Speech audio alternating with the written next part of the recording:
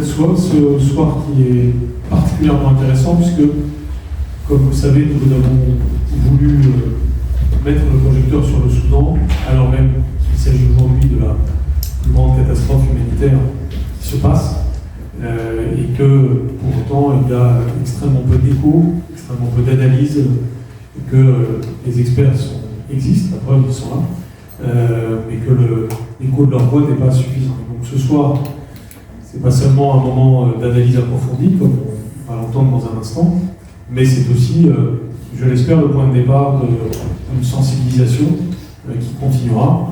Comme vous le savez, on a l'esprit de suite, on l'a eu sur l'Arménie, on l'a sur bien des sujets, et notamment à l'Université d'été, j'espère qu'on reparlera du Soudan. D'ailleurs, je vous dis tout de suite que vous êtes tous les trois bienvenus si c'est à Autun, le 28, 29, 30. Je le dis aussi pour tout le monde, puisque c'est le moment de s'inscrire. On va être entre 500 et 1000 personnes, il va y avoir une bonne partie de la classe politique française qui sera là. Dans un débat, Édouard Philippe, Bernard Cazeneuve, par exemple, et d'autres, je vous laisse la surprise pour d'autres qui m'ont dit oui aussi. Et ça va être un temps fort de propositions républicaines, d'une part, parce que nous sommes résolument volontaristes au laboratoire, et donc c'est les idées qui l'emportent. Et puis, ce sera aussi un moment fort, je l'espère, sur le plan géopolitique, puisqu'il y a beaucoup de matière grise, si je puis dire, à l'intérieur et autour du laboratoire, sur les enjeux géopolitiques contemporains, et que notre volonté d'approfondissement, de nuance, de compréhension doit être au service aussi d'une vision de la politique étrangère de la France. Et pour cela, on a besoin des experts, que ce soit les praticiens, que ce soit les académiques ou les deux à la fois. Alors, ce soir, je voudrais d'abord remercier donc, Clément Dehaye, Caroline Bouvard et François Sénésaël de leur présence. Clément Dehaye est anthropologue, chargé de recherche à l'IRD, de recherche pour le développement, ex-Orstom, certains d'entre nous ont travaillé. Dire ex-Orstom, ça fait vraiment le XXe siècle, boomer absolu.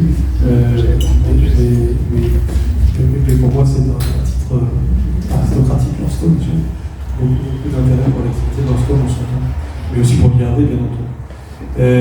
Et donc, c'est par lui que nous commencerons dans un instant sur le contexte historique et politique du conflit au Soudan.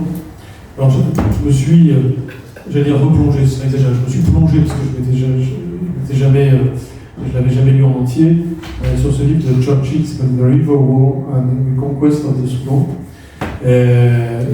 C'est assez intéressant parce que c'est évidemment très daté, puisque c'est Churchill, la recolonisation britannique du Soudan, dans égyptien d'ailleurs.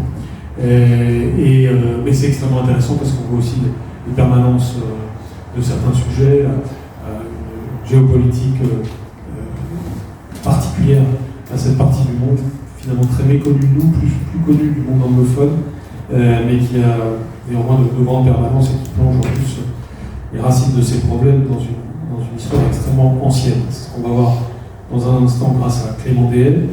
Nous avons aussi Caroline Bouvard, qui est directrice pays pour le Soudan de l'association humanitaire Solidarité Internationale, qui donc évidemment une vision de terrain très, très actualisée. On va bénéficier de ces lumières dans un instant. Comme souvent au laboratoire, vous avez le temps de parler, vous n'avez pas été coupé, le but n'est pas de faire du buzz, comme on dit, mais vraiment de comprendre grâce à vous. Et donc merci.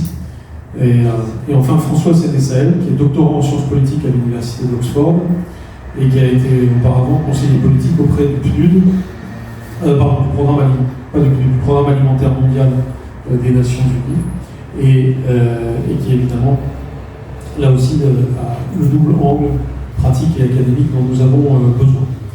Donc je ne vais pas être plus long. Nous allons simplement être attentifs à ce que vous allez dire. Nous aurons un débat évidemment après votre prise de parole. Et je vous donne tout de suite la parole à Clément Dehaye pour justement avoir cette vision historique et racine du conflit auquel nous assistons. Merci, bonsoir à toutes et à tous. Alors merci d'être là pour parler du Soudan, parce que c'est assez rare qu'on ait l'occasion en rentrée académique de pouvoir parler du Soudan dans ce type d'espace.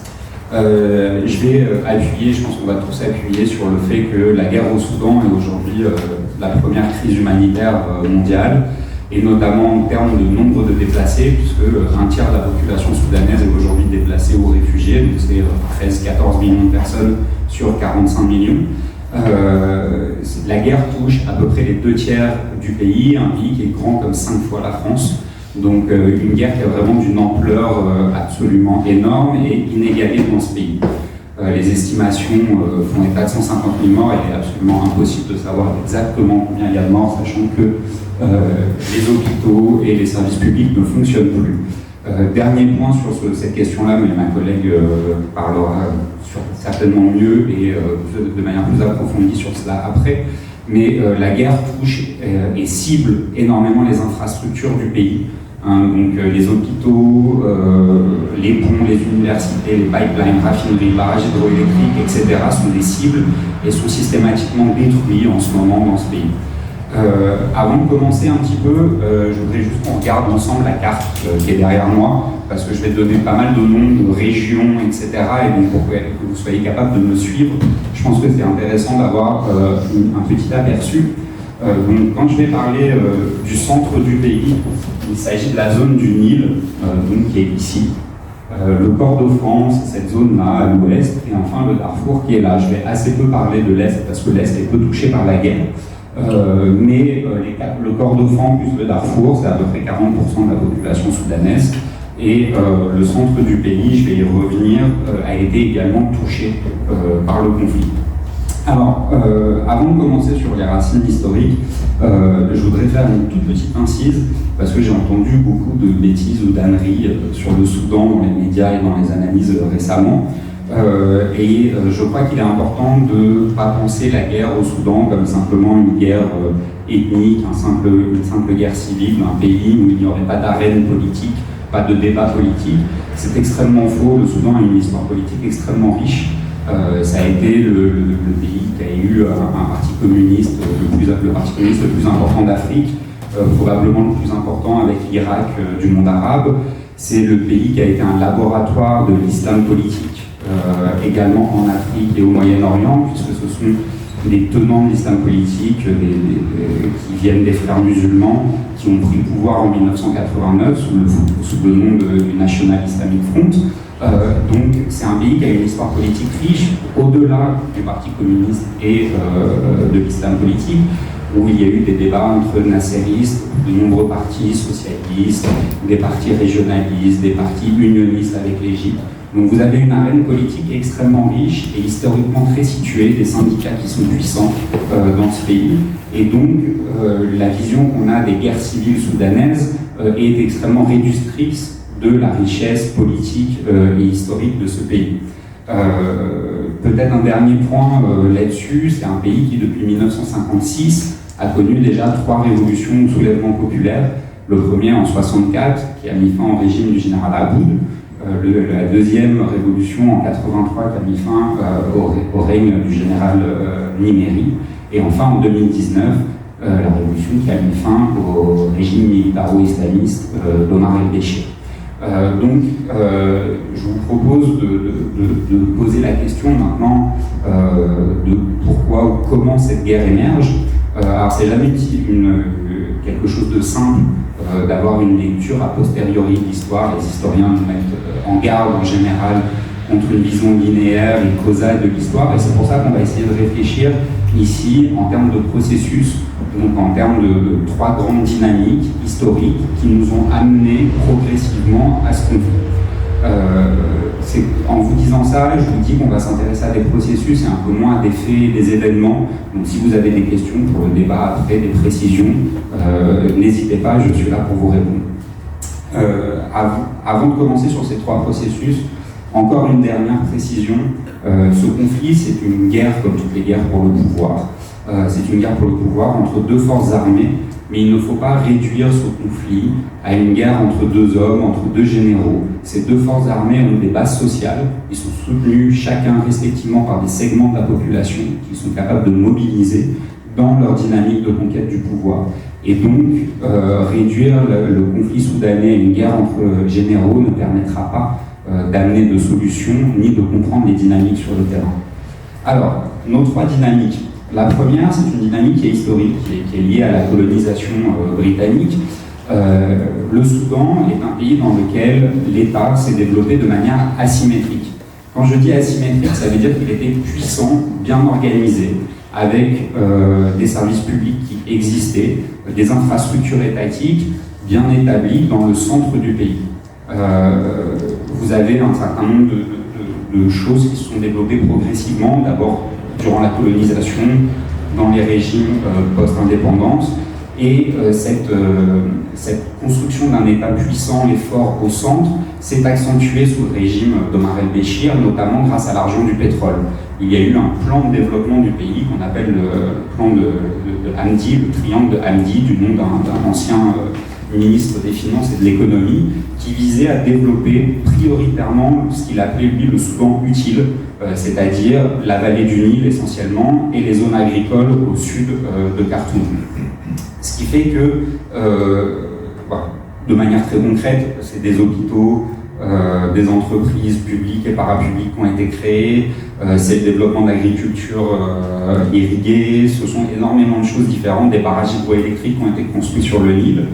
Et au contraire, les périphéries du pays, donc tout ce qui n'est pas dans le centre, l'Est, le Sud, l'Ouest, ont été laissés un petit peu à l'abandon, et ce depuis la colonisation et encore plus ces 30 dernières années. Par exemple, la grande autoroute qui devait relier Khartoum au Darfour n'a finalement vu le jour que quelques mois avant la Révolution et avec énormément de défauts, ce qui fait qu'elle fonctionnait extrêmement mal, alors qu'il y a des autoroutes à peu près partout ailleurs dans le pays. Pourquoi cette asymétrie ? Cette asymétrie, elle est due au fait que les Britanniques, puis les élites post-indépendance, sont issus des mêmes groupes sociaux dans la vallée du Nil, ce qu'on appelle les Arabes riverains, ou les groupes arabes riverains, c'est-à-dire 4 tribus arabes qui vivent le long du Nil et qui ont accumulé et capté l'essentiel du pouvoir depuis l'indépendance et même durant la colonisation. De manière concrète, ça veut dire que tous les dirigeants du Soudan sont issus de ces 4 groupes-là, depuis l'indépendance. Les dirigeants de l'armée sont issus de ces groupes-là. Les principaux entrepreneurs sont issus de ces groupes-là. Donc vous avez cette asymétrie du pays, et cette asymétrie de l'état du pays, dans le développement de l'état du pays, elle est aussi articulée à une vision prédatrice de l'État et de ses élites riveraines sur le reste du pays. C'est-à-dire que les élites économiques du centre du pays ont exploité les ressources des périphéries depuis la colonisation, sans associer les notables et les groupes locaux. Quand je dis prédatrice, c'est-à-dire une captation des ressources minières, des ressources agricoles. Les principaux commerçants sont issus également du centre et ont été défendus et aidés par la puissance publique pendant toute l'histoire. C'est pour ça que ce développement asymétrique de l'État, il est lié au développement de l'économie également du pays. Ce qui nous amène à notre deuxième processus. Le deuxième processus, c'est que cette gestion administrative du pays, la captation du pouvoir, l'exploitation des ressources des périphéries, elles ont entraîné nécessairement des contestations. Or, ces contestations, du fait du manque d'accès au centre, à l'arène politique du centre, à l'État, n'ont pas pu trouver les moyens ou les modes de médiation nécessaires pour porter ces contestations. Et dès lors, la plupart de ces groupes, de ces foyers de contestation, ont pris les armes progressivement dans les différentes parties du pays. Alors ça touche absolument toutes les parties du pays. Donc vous avez d'abord des insurrections armées qui ont commencé dans le sud, dès l'indépendance, dès 1956, qui ont repris en 1983 avec le SPLM de John Garang. Vous avez des rébellions armées dans l'est du pays avec le Beja Congress et les Free Lions par exemple. Vous avez une rébellion armée qui va commencer au Darfour, qu'on connaît un petit peu mieux, à partir de 2003. Ces différentes insurrections armées, elles ont mis en difficulté l'État, puisque l'État n'était pas présent de manière puissante dans ces régions-là. Alors, pour lutter contre ces insurrections, l'État a choisi de sous-traiter la contre-insurrection à des groupes locaux. Et ça, c'est particulièrement important de le comprendre, c'est-à-dire qu'à partir des années 80, l'État va mobiliser des communautés locales, essentiellement des communautés dites arabes, pour mener la contre-insurrection contre les rebelles de différentes formes, de différents groupes qu'il y avait au Darfour, au sud Kordofan et à l'est du pays.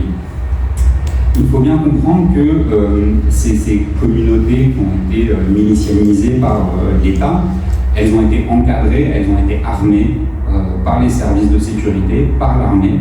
Elles ont été également institutionnalisées, c'est-à-dire qu'on leur a donné une existence légale pour opérer dans le pays.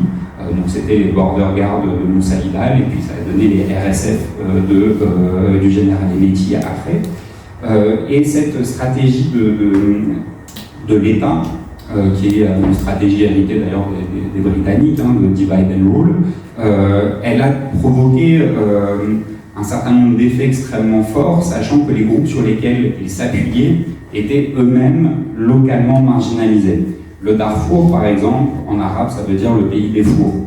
C'était un royaume indépendant c'était un royaume qui existait à partir du XVIe siècle et qui a été intégré au Soudan en 1916. Les fours étant une communauté du Darfour et qui dominait, c'était l'élite de ce pays-là, l'élite militaire, politique. Progressivement, ils ont été marginalisés au niveau national, mais au niveau régional, ils ont gardé une forme de prééminence. Et les groupes arabes qui existaient au Darfour depuis des centaines d'années n'avaient eux pas d'accès à la terre et étaient eux marginalisés. Et donc l'État, dans sa guerre contre les rebelles, a utilisé ces personnes marginalisées au Darfour pour mener la guerre contre d'autres personnes qui se revendiquaient comme marginalisées au niveau national. Ces groupes arabes ont été utilisés dans ce qu'on a appelé le génocide du Darfour.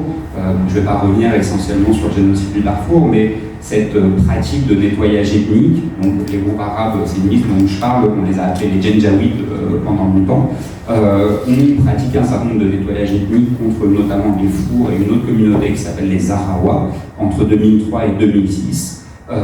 Et aujourd'hui, nous payons un petit peu le prix de cette politique de la contre-insurrection, parce que cette contre-insurrection, elle a eu deux conséquences. La première, c'est une généralisation de la violence, une dissémination de la violence au Darfour, évidemment. Et la deuxième conséquence, c'est que ces groupes miliciens ont été institutionnalisés par l'armée et par les services secrets, par l'État globalement. Ils se sont autonomisés. Ils se sont autonomisés, c'est ce qui s'est arrivé avec les RSF. Les RSF qui sont un des deux belligérants de la guerre actuelle. D'accord ? Les RSF, c'est un groupe paramilitaire qui est créé en 2013 pour rassembler différentes milices Janjaweed. À partir de 2013, ils vont commencer à s'autonomiser, ils vont être appelés à intervenir en dehors du Darfour. On les a vus intervenir au Yémen, ils ont été sous commandement émirati impliqués dans la guerre au Yémen, ils ont été impliqués dans la répression de manifestations à Khartoum en 2013, ils ont fait partie d'un programme de l'Union européenne qui s'appelle le Khartoum Process pour le contrôle des migrations, et à ce moment-là, l'Union européenne a financé ces milices pour le contrôle des frontières au Soudan. Et donc, on a des groupes, on a ce groupe-là qui s'est progressivement autonomisé jusqu'à avoir une loi spécifique pour eux. Une loi qui est le RSF Act en 2017, qui les place directement sous contrôle de la présidence de la République. C'est-à-dire qu'on a des milices qui sont institutionnalisées au même titre que des forces de défense classiques ou des services de sécurité. C'est pour vous donner l'ampleur de l'autonomisation et de la puissance de ces groupes avant la guerre civile qui touche aujourd'hui le Soudan. Et ces deux dynamiques, si vous voulez, ces deux processus, à la fois d'asymétrie de l'État, de contre-insurrection qui provoque l'autonomisation de groupes miliciens concurrents, vont être percutés par un événement, qui a été un événement transformateur, qui a été la révolution soudanaise en 2019. Donc en 2019, vous avez une révolution qui va faire tomber Omar el-Béchir et une partie du régime soudanais. Cette révolution, je ne vais pas revenir dessus, particulièrement parce qu'elle nous intéresse pas complètement. C'est une révolution qui a touché l'ensemble du pays, y compris les zones rurales, qui a été un bouillonnement absolument énorme. Elle a touché les camps de réfugiés. Il y a eu dans les camps de réfugiés des comités de résistance qui se sont créés. Il y a eu une vague d'espoir à ce moment-là de mettre fin au régime militaire et islamiste d'Omar el-Béchir et en fait, plus qu'Omar el-Béchir, parce qu'on s'intéresse à Omar el-Béchir, mais en fait mettre fin au règne du National Congress Party qui était le parti État. Mais cette révolution, elle ne va pas complètement briser l'ancien appareil d'État ou l'ancien régime. De manière schématique, le régime était tenu par 4 groupes, par ce qu'on peut appeler une coalition autoritaire. Par ordre d'importance, le premier, c'était le parti-État et ses milices. Le deuxième, c'était les services de sécurité, la très puissante milice. Le troisième, c'était l'armée. Et le quatrième était les RSF, qui venaient d'arriver dans le jeu en remplacement d'un autre groupe paramilitaire. Donc vous avez 4 forces. Or, pendant la Révolution, le parti-État est dissous, les services de sécurité sont dissous. Il reste les 2 derniers, les plus faibles de la coalition autoritaire, donc l'armée et les RSF. Et au moment de la Révolution, vous avez donc une transition politique qui se met en route. Cette transition politique inachevée, elle se fait sous forme d'un partenariat entre les forces civiles issues de la Révolution et l'armée, qui est alors l'élément fort de l'ancien régime. Mais au moment de laisser le pouvoir, un peu plus, l'armée et les RSF ont commis un coup d'État contre les forces civiles et sont restés en tête-à-tête à la tête de l'État, si je peux parler ainsi, sans qu'il y ait le parti-État antérieur et d'autres groupes qui puissent régler la compétition entre ces 2 groupes. Et c'est cette dynamique, donc c'est le croisement de ces 3 dynamiques qui va provoquer l'éclatement de la guerre le 15 avril 2023. Alors, cette guerre, je ne vais pas en dire énormément de choses. Vous avez alors ça, c'est la carte de la Révolution. Vous voyez que la Révolution s'est développée un petit peu partout dans le pays. Alors, sachant que c'est une carte qui s'arrête en février 2019, donc qui ne couvre pas l'ensemble des événements révolutionnaires. Et ensuite, la carte sur la guerre. Voilà, là c'est l'état des forces actuellement. Donc, cette guerre, elle oppose les RSF et l'armée. Donc les RSF, je vous en ai un petit peu parlé. Les RSF, c'est un groupe qui a une base sociale et qui recrute essentiellement dans les tribus, dans les groupes arabes du Kordofan et du Darfour, donc de l'ouest du pays. C'est une force qui est assez aguerrie, qui a beaucoup combattu les 15 dernières années, donc qui est très puissamment installée dans les zones qu'elle tiennent. Et de l'autre côté, vous avez l'armée qui est l'institution qui a tenu le pouvoir, alors souvent sous la houlette de parti unique, mais pendant l'essentiel de l'histoire soudanaise. L'armée a été à la tête du pays 54 ans sur les 69 ans depuis l'indépendance, donc de manière pas discontinue, mais presque. Mais c'est une armée qui a été affaiblie par la mise en place de la contre-insurrection et la délégation des combats à des paramilitaires comme les RSF ou d'autres, et donc qui s'est beaucoup concentré sur son pouvoir économique. C'est une armée qui a un opérateur économique extrêmement fort avec un appareil militaro-industriel, les industries pharmaceutiques, l'exploitation de l'or, le bétail, l'agroalimentaire, et donc qui n'est plus une armée combattante au moment de la guerre. Alors que de l'autre côté, vous avez une milice qui est aussi un opérateur économique, notamment dans l'or, mais qui est fortement aguerrie par toutes les expériences de bataille qu'ils ont eues ces 10-15 dernières années. Donc la dynamique de la guerre, elle a été changeante, puisque pendant les 18 premiers mois, les RSF ont tenu la dragée haute aux militaires. Ils ont pris Khartoum, ils ont pris l'essentiel du Darfour, ils ont pris la Jezira, donc au sud de Khartoum, et les régions agricoles du sud de Khartoum. Mais depuis 6 mois, l'armée soudanaise a contre-attaqué de manière assez massive et a repris l'avantage. Et donc, vous avez l'état des forces globalement qui est là, avec Khartoum qui a été repris intégralement et la zone au sud de Khartoum qui a été reprise également. Par contre, l'ouest, à part la ville d'El Fasher, qui est aujourd'hui assiégée depuis 1 an de manière assez dure par les RSF, est tenue par les miliciens ou les paramilitaires des RSF. Pour conclure, je voudrais ouvrir un petit peu la discussion sur la question des prospectives et de ce qui se passe actuellement, des dynamiques actuelles, pour ouvrir le débat pour plus tard. Et je voudrais revenir sur 3 points. Le premier point, c'est qu'au début de la guerre, vous avez 2 belligérants qui étaient relativement cohérents, qui avaient une unité, des forces armées relativement cohérentes, avec une cohésion interne forte. Au fur et à mesure du conflit, par besoin de sang neuf, mais aussi de développer de nouveaux alliés, cette cohérence a été affaiblie progressivement.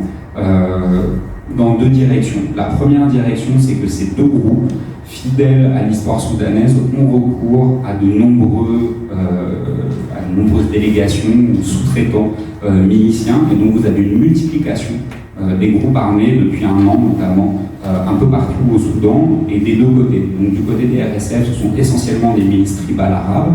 De l'autre côté, vous avez tout un panel de groupes armés qui soutiennent l'armée, qui vont de milices islamistes à des anciens groupes rebelles du Darfour, à des groupes d'autodéfense locaux, à des forces armées de chefs de guerre autoproclamés et un certain nombre de commerçants et de notables qui organisent également leurs propres milices.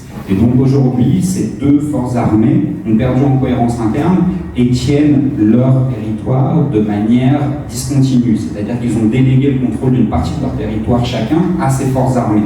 Donc vous avez une milicianisation, si on peut dire, une militarisation du pays avec une fragmentation des groupes armés des deux côtés.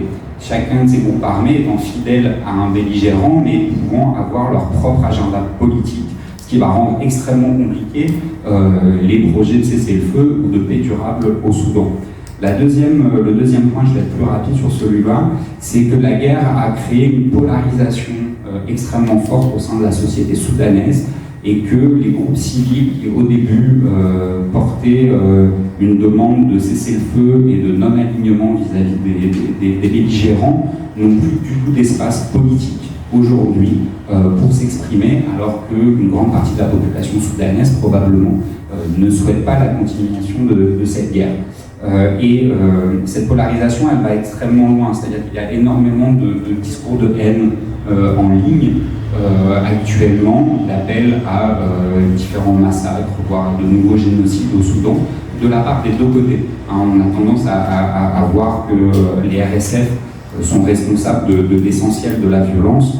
En l'occurrence, ce n'est pas le cas, même si, je pense qu'on reviendra là-dessus, les RSF ont plus que leur part et sont probablement les éléments les plus violents des deux. Et ce qui m'amène à la troisième point de conclusion, c'est que c'est une guerre qui ne se fait pas seulement entre groupes armés, c'est aussi une guerre contre les civils dans la droite histoire des guerres au Soudan. C'est une guerre contre les civils, alors avec pas la même ampleur, mais avec tout un certain nombre de crimes de guerre et d'abus systématiques des deux côtés.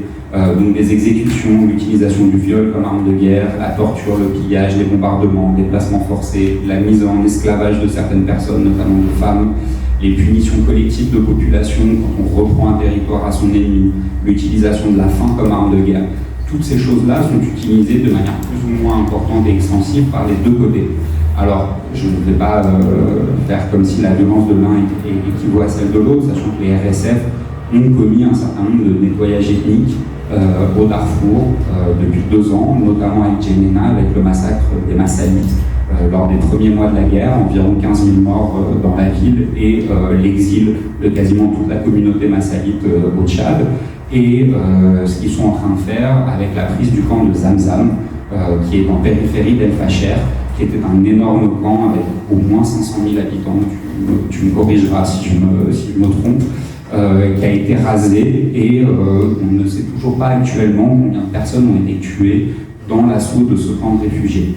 Je vais m'arrêter là parce que je pense que ça fait un bon lien avec l'intervention de la personne suivante.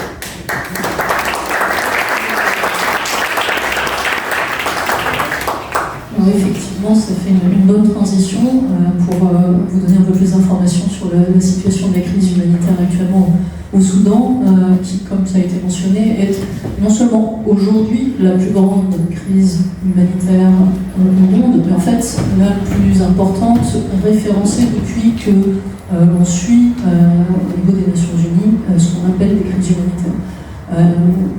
Effectivement, d'abord une crise de déplacement de population, puisque entre ce qu'on appelle les déplacés internes, c'est-à-dire les personnes qui ont dû quitter leur domicile pour se déplacer à l'intérieur de leur pays d'origine, on considère qu'ils sont entre 10 et 12 millions au Soudan aujourd'hui, et les réfugiés, c'est-à-dire des personnes qui sont sorties du pays pour aller notamment dans les pays voisins, en particulier au Tchad, en particulier en Égypte, en particulier au Sud-Soudan.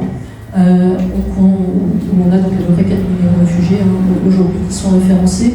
on est à un tiers de la population qui a été déplacée, a dû quitter son domicile. Ça ne couvre pas l'intégralité des personnes qui sont aujourd'hui en besoin d'aide humanitaire dans le pays, puisqu'il y a des personnes qui sont restées chez elles, mais qui se sont retrouvées privées de réseau d'eau, privées d'accès à l'électricité, privées d'accès à la nourriture, sans avoir été nécessairement déplacées.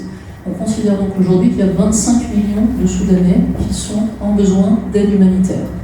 Alors ce sont des chiffres comme ça qui sont un petit peu difficiles à percevoir, parce qu'ils sont tellement importants qu'on a un peu du mal à le matérialiser. Du coup, je vais vous donner quelques exemples de ce que nous on constate sur le terrain. Quand je dis nous, c'est les humanitaires en général, et c'est notamment l'ONG pour laquelle je travaille, qui est donc Solidarité Internationale. Aujourd'hui, nous, Solidarité Internationale, on travaille sur 5 zones géographiques différentes au Soudan, qui vont être pour 2 d'entre elles du côté est, donc dans la zone contrôlée par l'armée régulière, et pour 3 autres du côté ouest. Je ne vais pas beaucoup parler du côté est, parce que comme l'a dit Clément, le conflit il est localisé sur 3 grandes zones encore aujourd'hui. Une zone où le côté militaire est en phase, je veux dire, de sortie, qui est la zone de Khartoum. Donc nous, on a effectivement des activités à Khartoum. Aujourd'hui, on considère qu'il n'y a plus vraiment de combat à Khartoum, ça a été effectivement libéré par l'armée régulière. Une autre zone qui sont les corps de front, où là il y a un conflit qui est effectivement actif et de plus en plus important depuis quelques semaines. Nous, Solidarité Internationale, nous n'intervenons pas sur les corps de front. Il y a beaucoup d'autres ONG qui y sont, mais historiquement on ne travaillait pas sur cette zone-là, donc on n'avait pas nécessairement les accès qui nous permettaient de pouvoir intervenir pendant la phase de conflit. Et puis une troisième zone, qui est vraiment aussi une des zones cœur du conflit, qui sont les Darfour au sens général du terme. Et en l'occurrence, nous sommes présents à Djeneina, dans le Darfour de l'Ouest, à Zalinji, dans le Darfour du Centre, et en particulier en ce moment, dans le nord Darfour, sur les villes que mentionnait tout à l'heure Clément, donc la capitale qui s'appelle El Fasher, qui est assiégée actuellement depuis plus d'1 an. Et sur les zones du camp de Zamzam, 500 000 habitants estimés, très difficile de savoir combien de personnes étaient dans ce camp initialement, et qui a aujourd'hui été intégralement vidé. On considère qu'il reste peut-être 8 à 10 000 personnes, mais ces 500 000 personnes, au cours du dernier mois, se sont déplacées. Et elles se sont déplacées notamment sur une petite ville à environ 20-30 km du camp de Zamzam, qui s'appelle Tawila, et qui a la particularité d'être dans une petite poche de neutralité au sein de ce conflit qui affecte l'ensemble de la population et l'ensemble du territoire, puisqu'il y a un groupe armé qui s'appelle l'Armée de Libération Soudanaise, tendance Abdelwahid, qui est resté neutre en fait entre les RSF et l'armée régulière. Et donc c'est un petit havre de paix, majoritairement Fur, donc cette ethnie qui est l'ethnie historique du Darfour, et qui accueille énormément de déplacés actuellement. Donc je vais revenir un petit peu plus en détail là-dessus parce que ça va illustrer effectivement le type de crise auquel on fait face aujourd'hui. Au passage, on est aussi présent à Guellaref, qui est dans l'est du pays, où Clément, tu disais qu'ils n'ont pas été affectés par la guerre. Alors c'est vrai, c'est pas vrai. C'est vrai parce qu'il n'y a pas eu de combat effectif, merci. Il n'y a pas eu de combat effectif à Guellaref. Par contre, c'est l'État qui a reçu le plus grand nombre de déplacés au moment notamment des attaques sur Khartoum. Donc il y a plus d'1 million de personnes qui ont été déplacées sur l'État de Guellaref, et donc bien évidemment ça a eu un impact très important sur la population. Et ces gens, même si Khartoum a été libéré ou repris par le gouvernement en place, la plupart des déplacés aujourd'hui ne retournent pas à Khartoum, parce que Khartoum, comme le disait Clément, on est sur une guerre qui implique des destructions d'infrastructures extrêmement importantes, et donc le retour, en particulier dans les zones urbaines où les gens avaient l'habitude d'avoir de l'électricité, vous aviez des centrales de traitement de l'eau, vous aviez de l'eau courante, des systèmes d'assainissement, etc. Aujourd'hui, ce sont des choses qui n'existent plus à Khartoum, ce qui fait qu'actuellement, vous avez une épidémie de choléra que Khartoum n'avait pas connue depuis des dizaines d'années, et qui est extrêmement importante en train de monter en charge sur la capitale du Soudan. Pour illustrer juste un exemple de ce qu'est la crise humanitaire au Soudan aujourd'hui, je vais reprendre l'exemple qu'on évoquait sur le camp de Zamzam et ce déplacement de population. Le 19 avril, les RSF ont attaqué le camp de Zamzam, qui jusqu'ici était sous contrôle de l'armée régulière et de ses alliés. Environ donc 500 000 personnes estimées.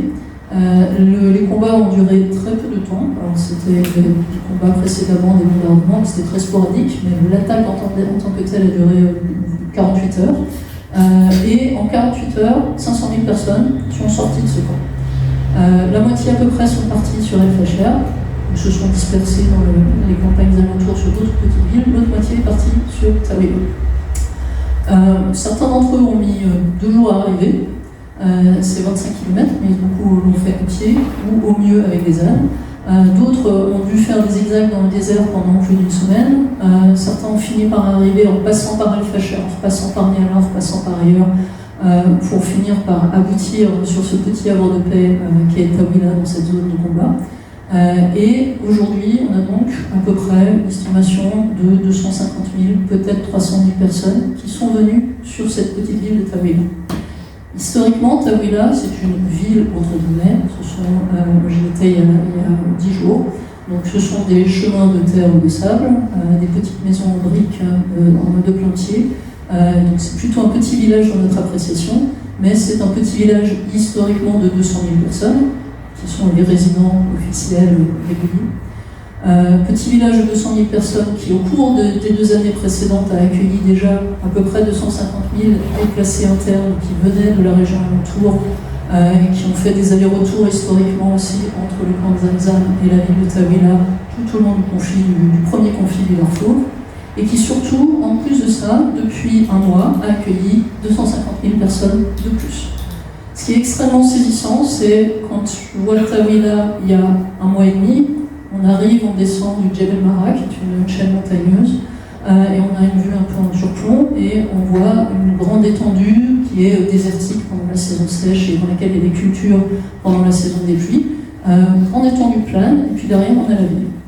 Quand je suis retournée à Taouila il y a une quinzaine de jours, quand je suis arrivée, en fait, il y avait une deuxième ville qui avait surgi nulle part, qui était sur cette grande étendue plane à l'entrée sud-est de la ville, et qui est faite de petits abris de fortune en paille, avec des matériaux locaux, parce que les gens qui sont partis de Zamzam étaient déjà des déplacés, déjà des personnes qui n'avaient pas un niveau de vie particulièrement reluisant, et qui sont partis sans rien, en précipitation, dans les attaques. Donc, ça vous donne une image un peu plus claire de ce que c'est au-delà des 25 millions de Soudanais qui ont besoin de l'humanitaire. Il y a des gradations, bien évidemment, dans tout ça. Et effectivement, malheureusement, après 2 ans de conflit, on a des personnes qui sont de plus en plus démunies et qui subissent non pas un premier déplacement, mais un deuxième ou un troisième déplacement en fonction de là où les combats se déroulent et des reprises de territoire des uns et des autres. Ça veut dire qu'on se retrouve avec des populations qui non seulement n'ont plus rien avec elles en termes de possession, mais qui en plus sont déjà dans des états de santé et de vulnérabilité extrêmement forts. Ça faisait 7 ans que les Nations Unies n'avaient pas déclaré un état de famine quelque part dans le monde. Donc depuis 7 ans, après ces 7 années, on a un état de famine qui a été déclaré l'année dernière au Soudan. Alors c'est pas l'intégralité du Soudan, à nouveau, c'est un grand pays, pas beaucoup de monde. Ce sont un certain nombre de zones, mais parmi ces zones, vous aviez notamment le camp de Zamzam, et vous aviez une partie de la ville d'El Fasher, du fait du siège dont elle fait l'objet depuis longtemps. Donc ces personnes qu'on a vues arriver sur Taouila, non seulement elles avaient abandonné tout derrière elles parce qu'elles sont parties précipitamment, mais en plus de ça, il y avait un niveau de malnutrition et même de famine. Et quand on parle de famine, ça veut dire que les gens sont en danger de mort, faute de pouvoir se nourrir à hauteur de ce qui est nécessaire, qui était extrêmement important. On considère, les derniers chiffres dont on dispose sur la malnutrition au Soudan datent de la fin de 2024. On considérait qu'il y avait environ 650 000 personnes qui étaient en état de famine. Et par contre, c'est encore un peu plus loin, 8 millions de personnes en état de malnutrition aiguë. Malnutrition aiguë, ça veut dire qu'il y a un besoin d'intervention d'urgence pour apporter de l'aide alimentaire. On n'est pas en risque de décès immédiat de ces populations, mais on n'en est pas très loin. 8 millions de personnes, c'est plus que considérable. Vous imaginez, Paris, c'est quoi? C'est 10 millions de personnes, c'est ça? La ville de Paris, presque. Pourquoi est-ce que, alors déjà, premier point, ça ce sont les chiffres de décembre 2024. Pourquoi? Parce que le gouvernement soudanais a décidé d'arrêter de publier ces chiffres et de ne plus valider le travail des Nations Unies sur ce volet, parce que, je reprends les termes d'Ixit, cette analyse proposait des rapports non fiables qui attaquent la souveraineté et la dignité du pays. Donc on préfère ne pas savoir. Donc aujourd'hui, on considère qu'il y a probablement effectivement encore plus de personnes qui se trouvent dans ces situations, mais nous n'avons plus de chiffres fiables que nous pouvons fournir et qui nous permettent aussi d'aller voir des bailleurs pour avoir des financements et puis d'organiser une réponse humanitaire qui corresponde à la réalité du terrain. Pourquoi cette famine? Cette famine, elle est directement liée au combat qui se déroule sur le territoire, avec deux points d'entrée. Premièrement, une réduction de la capacité de production agricole parce que les zones agricoles importantes ont été affectées par les combats, que ce soit au sud de Khartoum notamment, ou que ce soit au Darfour, qui peut paraître très très sec actuellement, mais qui en saison des pluies est une grande zone de production céréalière notamment, et où on a aussi du maraîchage, etc. etc. Nous on a fait une analyse sur la zone de la région de Tawila. Sur la région de Tawila, on fait en fait des analyses à travers des images satellites qui nous permettent de repérer des marqueurs agricoles. Quand on regarde les marqueurs agricoles de cette zone, sur toute la partie est qui est placée sous contrôle RSF au cours de l'année 2024, on constate qu'il y a plus de 50% des terres qui ne sont plus cultivées. Et on le voit très clairement sur les images, puisqu'on peut voir des champs délimités sur les saisons agricoles normales. Et puis la saison agricole 2023-2024, 2024-2025, pardon, la végétation naturelle a repris le dessus. On ne voit plus les délimitations actives de champs. C'est la première raison pour laquelle l'accès à la nourriture est devenu compliqué sur place. La deuxième raison, c'est que on pourrait répondre à cette situation de famine avec de l'aide humanitaire, si nous avions accès à ces populations. Mais dans le contexte actuel de cette crise, les humanitaires n'ont pas accès à l'intégralité des zones sur lesquelles l'aide humanitaire est nécessaire. Et ça a notamment été le cas sur le camp de Zamzam. Nous avions une base sur le camp de Zamzam, sur lesquels on arrivait à faire un certain nombre d'activités sur de l'eau, de l'hygiène, de l'assainissement, qui est notre cœur de métier. Il était par contre impossible d'y faire venir les marchandises du programme alimentaire mondial pour faire des distributions de nourriture, alors que le camp était déclaré en situation de famine. Pourquoi? Parce que les parties prenantes, les belligérants, refusaient que ces convois humanitaires traversent la zone RSF du Darfour pour venir alimenter ce camp et les autres zones touchées par la famine. Donc l'accès est un vrai sujet dans cette guerre, tout comme l'est la question effectivement des atteintes aux populations civiles, qui se jouent soit par, comme le disait Clément, des attaques sur les infrastructures. Aujourd'hui, on est sur une guerre de haute technologie, où les RSF sont fournis en drones par les Émiratis notamment, qui leur permettent d'aller attaquer actuellement Port-Soudan, 2000 km de leur base de départ sur le Darfour, pour aller bombarder les réserves de fuel, les centrales électriques, les barrages, etc., etc. Ça a des conséquences de long terme sur la population, parce que ça veut dire, une fois encore, que le retour, même quand la zone est pacifiée, est extrêmement compliqué. Et ça veut dire aussi que les premiers touchés, ce ne sont pas nécessairement les militaires, ce sont bien les populations elles-mêmes. Et puis le deuxième volet, c'est effectivement des exactions vis-à-vis des civils. On a malheureusement des témoignages systématiques de tous les déplacés qu'on a accueillis ces derniers temps sur Tawila ou plus loin sur le reste du Darfour, de viols, ça a été mentionné, de raquettes, de vols, d'appropriation de biens, parce que notamment c'est une politique globale qui a été mise en place par les belligérants, en particulier par les RSF, mais pas que, effectivement, et puis parce que le niveau de contrôle sur ces troupes, de par ces nombreuses milices effectivement qui n'ont pas un respect de hiérarchie militaire effectivement établi, eh bien ces milices ne sont pas payées aujourd'hui et se payent sur la bête, si je peux le dire comme ça, auprès des populations en les raquettant, en volant leurs équipements, etc., etc. Le dernier point sur lequel je pense qu'il est important de comprendre la situation, de comprendre l'impact que ça peut avoir sur l'aide humanitaire, c'est qu'on est en fait dans une situation où l'aide humanitaire, contrairement à certains pays où elle est attendue par les autorités, elle est actuellement plutôt entravée par les deux parties prenantes. Et c'est un problème qu'on retrouve aussi bien du côté des RSF, peut-être moins pour le coup du côté des RSF, mais un peu plus du côté du gouvernement dit légitime. Et elle est en plus actuellement diminuée par une position assez inédite des Nations Unies dans le pays, qui n'occupent pas la place qu'ils occupent habituellement sur les crises humanitaires, et par la diminution des financements qu'on constate de manière globale sur l'aide humanitaire mondiale. Pourquoi je dis que l'aide humanitaire elle est entravée par les parties prenantes? Il y a en fait une longue histoire de méfiance des autorités soudanaises vis-à-vis des ONG internationales et des Nations Unies, qui date d'il y a fort longtemps et des premières interventions humanitaires en lien avec le conflit qui se déroulait entre la partie sud, qui est devenue depuis le Sud-Soudan, et le nord du pays, et qui s'est renforcé au fil du temps, notamment sur la première guerre de Darfour, avec la création de ce qu'on appelle la Humanitarian Affairs Commission, qui est l'interlocuteur des acteurs humanitaires et qui sont en fait une extension des services de renseignement qui a vocation pour beaucoup de vérifier ce que font les humanitaires et de contrôler leurs activités. Cette tradition, elle perdure des deux côtés aujourd'hui, avec des interlocuteurs qui sont les nôtres au quotidien, avec lesquels nous passons beaucoup de temps à discuter et qui, au-delà des problématiques logistiques et sécuritaires que nous rencontrons pour pouvoir accéder aux populations qui sont dans le besoin, rajoutent en plus une couche de contraintes administratives avec la nécessité d'obtenir des autorisations de déplacement pour aller à peu près partout. Aujourd'hui, quand je dois envoyer des personnels de solidarité internationale jusqu'à Tawila, je vais garder mon exemple du nord Darfour, je suis obligée de passer d'abord par le Tchad, parce qu'on ne peut pas faire de cross-line, comme on dit, donc de passer les lignes de combat entre la zone du gouvernement et la zone des rebelles. Donc on passe par le Tchad. Il faut déjà qu'on ait des visas tchadiens, il faut qu'on ait des autorisations de se déplacer à l'est du Tchad, parce que le gouvernement tchadien, depuis une petite affaire qui s'appelle l'Arche de Zoé, a mis en place un système de contrôle sur ces déplacements. Il faut qu'on obtienne une autorisation de passer la frontière entre le Tchad et le Soudan.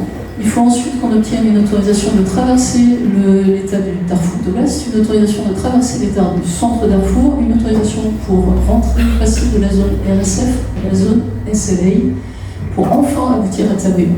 Ça prend 2 jours et demi de faire ce trajet. On finit par de la piste qui relève plus du chemin de grande randonnée que d'une route sur laquelle on pourrait imaginer que les voitures passent. On passe à travers la montagne, parce qu'on ne peut pas passer sur les principales routes du Darfour, qui sont considérées comme n'étant pas suffisamment sécures, parce qu'elles sont contrôlées par des groupes armés diversifiés, qui ne sont pas contrôlés eux-mêmes par qui que ce soit. Donc c'est extrêmement compliqué pour ces raisons logistiques, pour ces raisons sécuritaires, et en plus de ça, on passe des heures à obtenir, voire des jours, voire des mois, à obtenir des autorisations des uns et des autres pour arriver à amener des personnes et des marchandises qui vont faire l'objet de distribution sur place.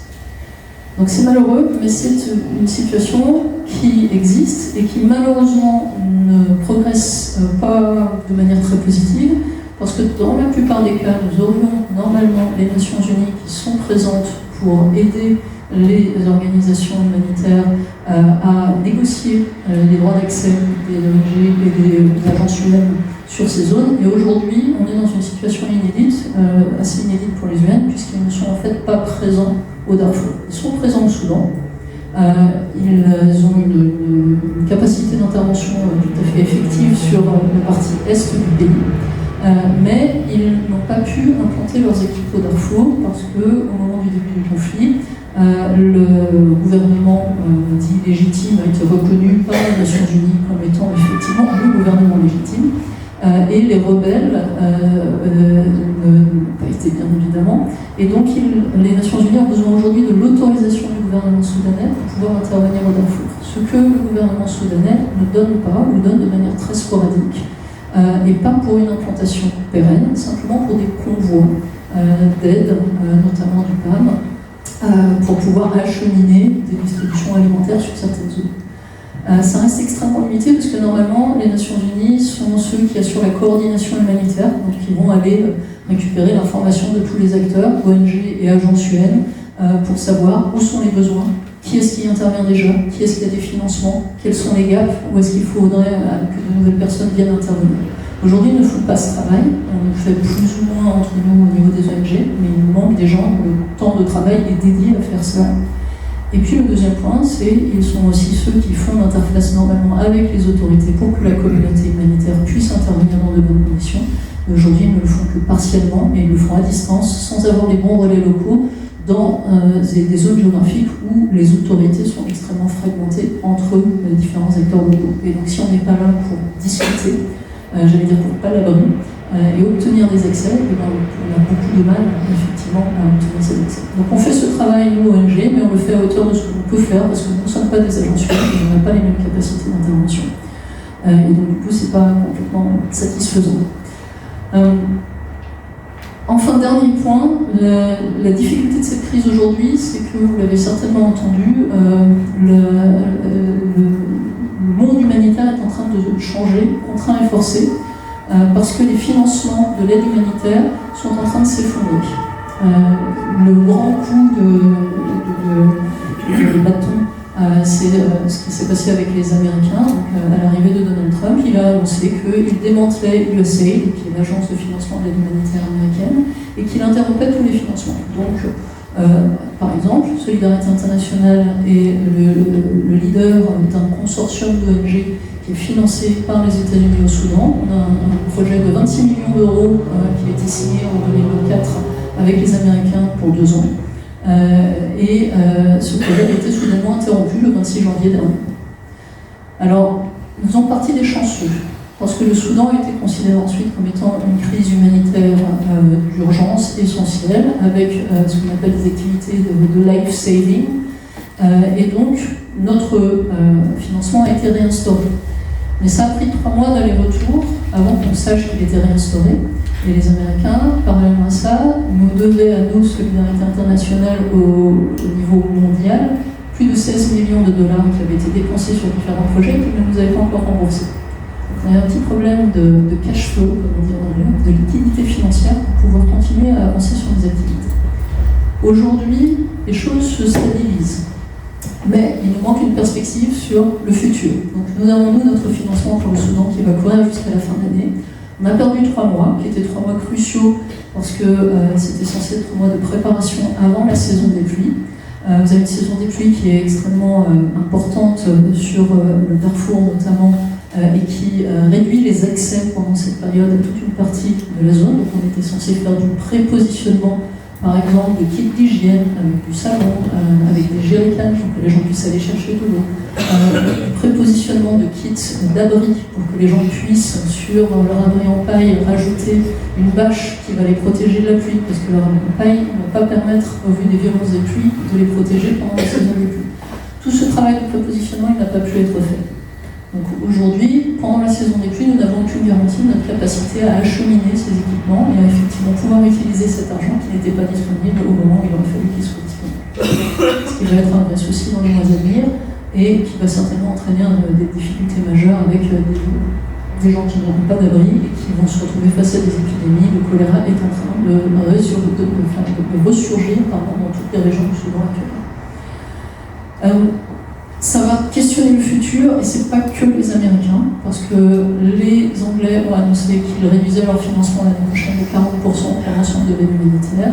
Les Allemands avaient déjà annoncé qu'ils la réduisaient de 50%. La France, malheureusement, monsieur le ministre, est en train de réduire aussi. On n'a pas le chiffre exact, mais ce sera vraisemblablement aussi assez conséquent, parce qu'on est dans une situation économique mondiale qui fait que la priorité, c'est pas l'aide humanitaire. Donc les années à venir vont être extrêmement difficiles pour l'aide humanitaire, très clairement, et implique aujourd'hui un re-questionnement de la manière dont elle est organisée. C'est ce que les UN appellent le reset. On remet tout à zéro et on repense comment on va travailler. Et ça a un impact au quotidien sur l'ensemble des acteurs du secteur, avec tout un tas de plans sociaux qui sont actuellement en cours sur les ONG françaises, par exemple, pour essayer de comprendre comment est-ce qu'on va pouvoir travailler différemment dans le futur. Et donc, bien évidemment, ça aura un impact sur le Soudan aussi dès l'année prochaine. Cette année, on est à peu près sécurisé. On a la chance d'avoir les financements qui ont été maintenus. Mais dès l'année prochaine, on sait qu'on pourra intervenir à hauteur de ce dont on aurait besoin. Je vais en rester là parce que mon petit effet de transition, ça va être de poser la question sur cette guerre étant une guerre un peu oubliée, dont les enjeux géopolitiques ne sont pas nécessairement sur le haut de l'affiche dans un contexte de conflit au Moyen-Orient ou en Ukraine. Et pourtant, je ne sais pas s'il faut le souhaiter, il se passe des choses au niveau régional. Il y a un certain nombre d'acteurs qui mettent de plus en plus leur nez dans les affaires soudanaises, peut-être que ça va devenir un conflit géopolitique important, je ne sais pas, et que ça ramènera peut-être de l'argent pour l'aide humanitaire, mais je ne suis pas sûre que ce soit souhaitable pour autant, et je vais laisser François répondre sur le sujet.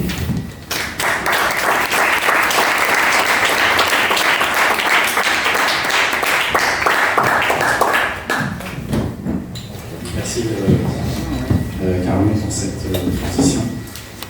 Effectivement, on va un peu quitter le Soudan de manière paradoxale, comme ça on va y rester, parce que ça reste le centre des discussions. Et on va un peu quitter les civils et les gens qui souffrent pour regarder un petit peu comment les élites régionales participent en fait, à cette guerre. Donc l'objectif vraiment c'est parti, ça reste une introduction. Je pense que l'idée c'était plus d'amener beaucoup d'éléments, beaucoup de réflexions plutôt que de se focaliser sur un point et d'aller un peu trop dans les détails. Donc ça va vraiment être de discuter les conséquences de la guerre pour la région de la Corne de l'Afrique, dans le sens où tout simplement le Soudan n'est pas une île du Pacifique, donc forcément il y a des pays autour, mais aussi les conséquences des dynamiques géopolitiques de la Corne et des pays du Golfe pour la guerre du Soudan. Les deux dimensions, évidemment, elles s'influencent, et si je vais le faire en silo, c'est un peu plus facile pour en discuter. Je pense qu'un élément qui est très important à prendre en compte, c'est si les causes profondes de la guerre, elles sont internes au Soudan, et je pense que Clément a expliqué en détail pourquoi c'est une question soudanaise avant tout, la question de la durée, de 1, et surtout de sa non-résolution, de 2, elle doit, il me semble, être abordée à travers un prisme qui est plus régional, voire mondial. Donc c'est un peu l'idée de cette partie, puis je vais un peu finir en parlant un petit peu de ce que la guerre au Soudan nous dit de l'architecture mondiale de paix et de sécurité en 2025, et du pourquoi de l'invisibilité de certains conflits dans notre agenda politique. Quand j'ai une note qui c'est un peu France, Belgique, Europe, je suis belge, je m'inclus dans cette soirée. Donc, pour comprendre les conséquences de la guerre pour la Corne de l'Afrique, il est important de comprendre la Corne comme un espace politique. Et il y a différentes caractéristiques à cet espace qui vraiment font que cette guerre est fondamentalement régionale. Donc c'est d'abord un espace politique dans lequel les frontières ont toujours été fluides. Donc c'est très important à mentionner. De 2, c'est un espace dans lequel l'idéologie révolutionnaire, Clément l'a mentionné plusieurs fois, c'est la révolution soudanaise, mais c'est un peu dans l'ensemble de l'accord. L'idéologie révolutionnaire a constamment fait et défait les États et les sociétés depuis des décennies. C'est un espace aussi dans lequel chaque conflit est fondamentalement transnational, qui est dû à la porosité des frontières, mais aussi au lien que tout le monde a dans cette région. Mais c'est aussi un espace politique où chaque volonté hégémonique, qu'elle soit interne à l'intérieur d'un pays ou bien externe sur une région, elle se traduit par le soutien de mouvements rebelles dans les pays voisins, ce qui explique évidemment que ça forge une sorte de déstabilisation permanente dans la région. Et tout ça, qui fait que finalement la région doit être pensée comme un système dynamique en soi, où chaque entité politique lutte pour sa souveraineté propre. Et une fois qu'on a compris ça questionne la rengaine maintes fois entendue dans certains médias, mais aussi dans certaines recherches, selon laquelle la politique africaine et ses frontières seraient figées et statiques. C'est évidemment pas du tout le cas, et c'est important de prendre ça en considération. Alors c'est aussi un système, et Clément l'a mentionné aussi, on l'a vu sur les cartes, dans lequel se trouve le Nil. Le Nil qui est un élément très important pour tous les projets politiques qui ont pris place dans la région. Et le Nil, il rend tous ces États interdépendants, parce que tout le monde dépend de l'eau pour développer sa production économique et son agriculture. Donc tout le monde est interdépendant, alors que la coopération a toujours été perçue comme négative par presque tous les régimes de la région. Donc ils sont interdépendants mais n'aiment pas coopérer, ce qui crée évidemment des conflits. Alors la guerre au Soudan, elle a intrinsèquement des répercussions sur ce système. On a cru à un moment, il y a peut-être une décennie, que ce système allait être un peu stable pour une fois dans la Corne de l'Afrique lorsque l'Éthiopie a voué à une hégémonie dans la région, avec son développement économique qui a été absolument fabuleux pendant une décennie. Bon, malheureusement, la guerre en Éthiopie, justement, a fait un peu s'écrouler l'hégémonie d'Éthiopie pour mettre un peu de stabilité dans la région. L'indépendance du Soudan du Sud a montré à énormément de groupes qu'il était possible de créer son propre État et de changer les frontières dans cette région. C'est-à-dire galvaniser certains groupes. On parle de la Somalie qui n'arrive pas à trouver un système de gouvernance, etc. Donc c'est une région qui est fondamentalement instable. Alors l'idée ici sur ce point, c'est pas d'aller pays par pays et de faire l'historique et de dire pourquoi c'est instable. Si on n'a pas une heure, ni deux ni trois d'ailleurs. Mais il est intéressant d'insister sur différentes dynamiques. J'en ai choisi deux qui sont assez simples. Le 1, et on peut en lier avec la présentation de Caroline aussi, c'est les mouvements de population qui sont absolument colossaux dans la région. Je pense que tu as mentionné des chiffres de millions et de millions de déplacés internes. Il faut se dire qu'on a les mêmes chiffres de millions et de millions de déplacés externes, qu'on appelle réfugiés ou retournés. C'est des gens qui étaient venus au Soudan se protéger et qui, à cause de la guerre, retournent en fait chez eux. Par exemple, au Soudan du Sud, on a dépassé 1 million de personnes qui ont fui le Soudan vers le Soudan du Sud, alors que le Soudan du Sud est plutôt un pays stable et serein, on va dire. Il y a vraiment des millions et des millions de personnes qui se rendent dans les pays aux alentours. Et c'est peut-être une des premières fois dans la Corne de l'Afrique où finalement l'ensemble de la Corne est instable. Et qu'il y a toujours eu des mouvements de population qui étaient assez importants, notamment par rapport à la guerre du Soudan du Sud, avec des mouvements vers l'Ouganda, et l'Ouganda était relativement stable et a-t-il absorbé. Ici, on a vraiment des mouvements de populations qui vont par exemple vers le Tchad, ou l'est du Tchad étant l'est du Tchad, qui souffre depuis des décennies d'instabilité chronique. On a des mouvements de population qui vont vers le Soudan du Sud qui est au bord d'une nouvelle guerre civile alors qu'il est indépendant depuis à peine 15 ans maintenant. On a des mouvements de population un peu moindres, mais qui vont aussi vers l'Éthiopie. Enfin, ça bouge de partout, alors que justement, il n'y a rien de stable dans la région. Et ça, c'est quand même peut-être une première, on peut dire. On a un ensemble de pays qui s'écroulent dans la région, qui se relient presque avec une autre crise, qui est la crise congolaise, avec un pays entre les deux, qui vont faire que peut-être tout va se rejoindre l'un à l'autre. Aussi, ces mouvements de population, ils arrivent dans des périphéries, où ils traversent des frontières et ils arrivent dans des États où les États se sont écroulés. On a des périphéries avec l'absence de l'État, on a déjà des périphéries qui ont d'importants conflits, qui sont fragilisées par des enjeux de pouvoir assez contestés. On a des millions de personnes qui arrivent dans des géographies. Finalement, il y a une déstabilisation totale d'un écosystème politique. Alors j'ai mentionné le Soudan du Sud, le Tchad, on a aussi le point, si vous le voyez en haut à gauche, il n'y a pas le prénom sur le nom sur le pays. Le triangle entre le Soudan, le Libye et le Tchad, qui est aussi un triangle très déstabilisé et déstabilisant. Donc on a vraiment ces mouvements de population externe qui sont aggravants pour la région. Mais le conflit au Soudan, pour être clair, il ne s'exporte pas dans la région. C'est-à-dire qu'il offre un nouveau paysage, de nouvelles opportunités pour des pays qui eux-mêmes sont en lutte. Mais ce n'est pas un conflit qui est en train de s'exporter, tout le monde, ce serait un conflit soudanais qui serait géant. Cependant, dans l'ensemble des pays aux alentours, le Soudan du Sud, l'Éthiopie, même en Érythrée, le Tchad, la Libye, on a des leaders qui sont en recherche d'alliance, on a des leaders qui sont en recherche de maintien de pouvoir. Et donc le conflit au Soudan est présent une opportunité de jouer avec un nouvel élément dans le jeu, si on peut dire. Là, je reviens un peu sur repréciser. Quand on parle de jeu, on a mentionné pendant 20 minutes les conséquences terribles sur les populations. Les élites sont les élites. Il y a aussi une influence indirecte de la guerre au Soudan qui est assez importante, c'est une incidence économique sur toute la région. Juste pour donner un exemple, alors évidemment un pays qui s'écroule, surtout comme le Soudan, où économiquement ça trouvé assez solide et ça l'a été à un certain moment. C'est assez important pour toute la région.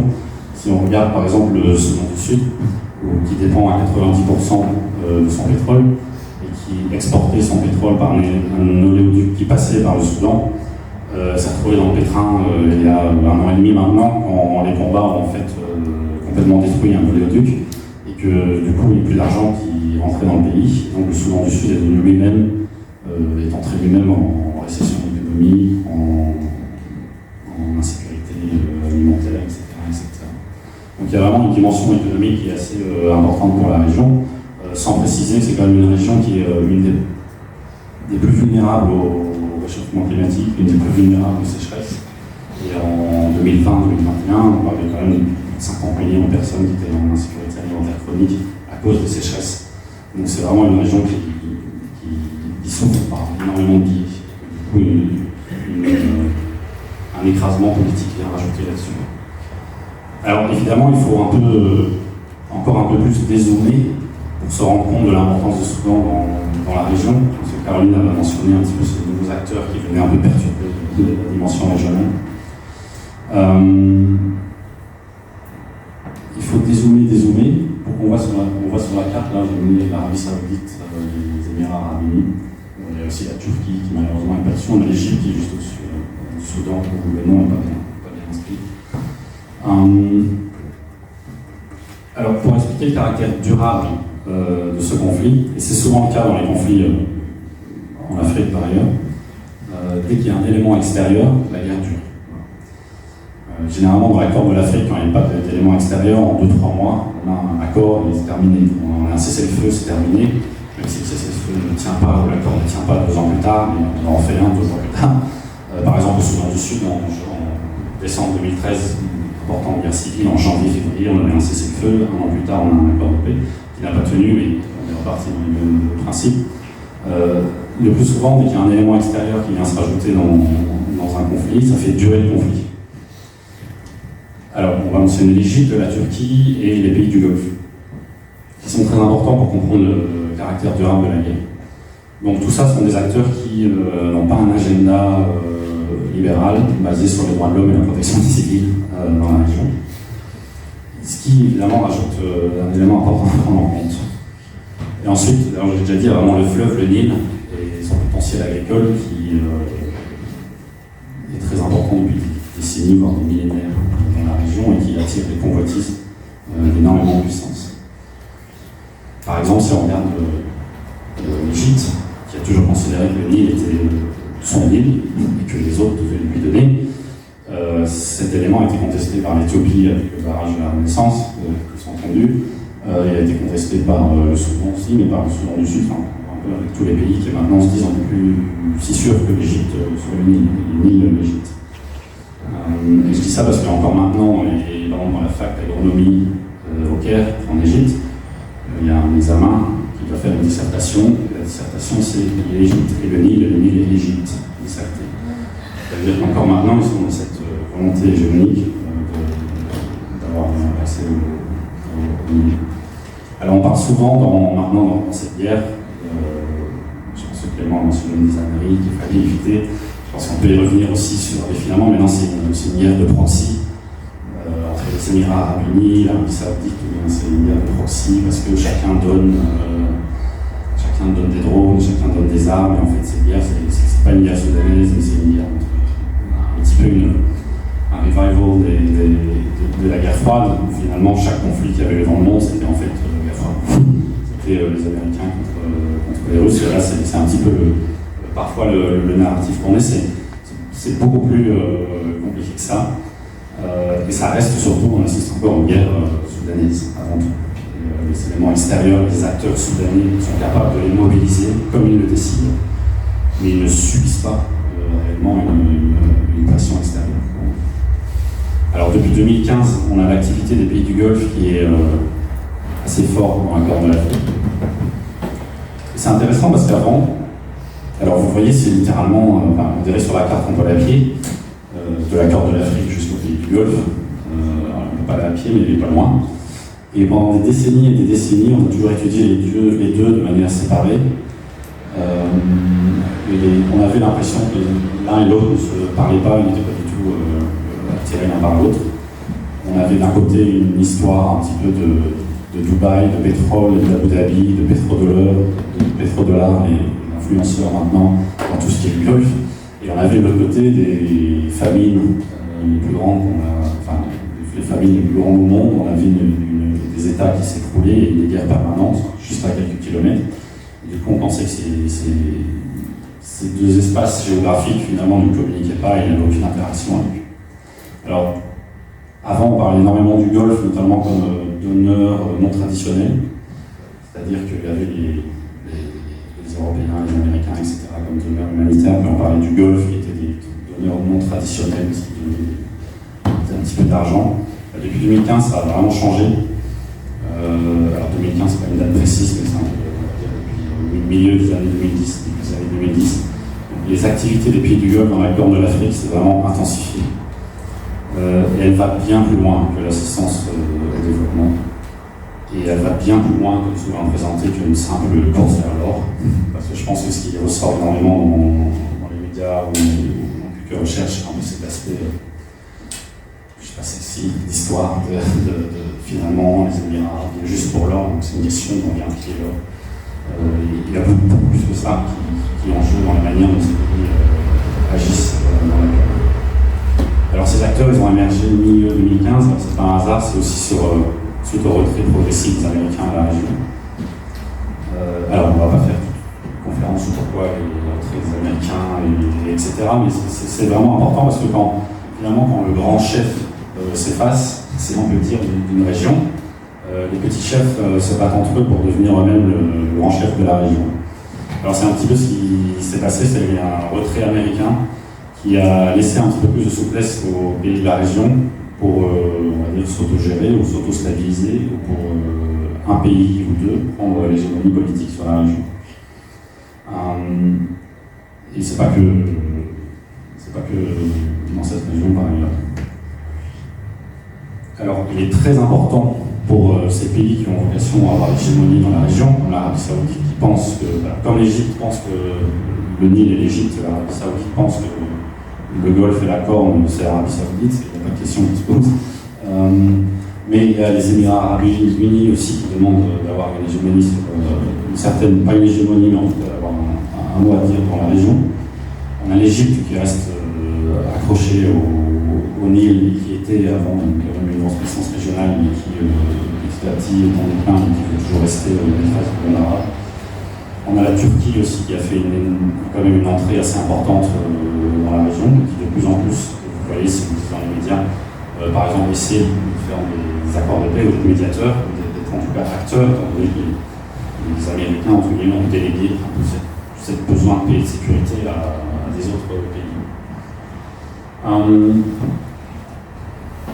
Ce qui est très important, et là je pense que c'est la base vraiment pour comprendre le conflit au Soudan, c'est de comprendre que tous ces pays, c'est-à-dire l'Arabie Saoudite, les Émirats Arabes Unis, l'Égypte, la Turquie aussi, elles ont une vision de comment la région doit ressembler.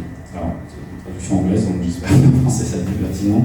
Ils ont une vision, ils voudraient que la région ressemble à leur vision de la région. Chacun différemment, avec chacun une vision différente, forcément. Alors, il y en a qui ont une vision très basée sur le religieux, il y en a qui ont une vision très politique, il y en a une vision très économique, et chacun veut que ce soit sa vision qui se réalise dans cette région. Et finalement, ils perçoivent que la réalisation de leur propre vision, c'est un élément vital pour la survie de leur propre région. Là, c'est vraiment l'élément externe de la survie interne. Et que chaque régime considère que pour sa survie, il a besoin que la région ressemble à lui, et ressemble à sa vision à lui.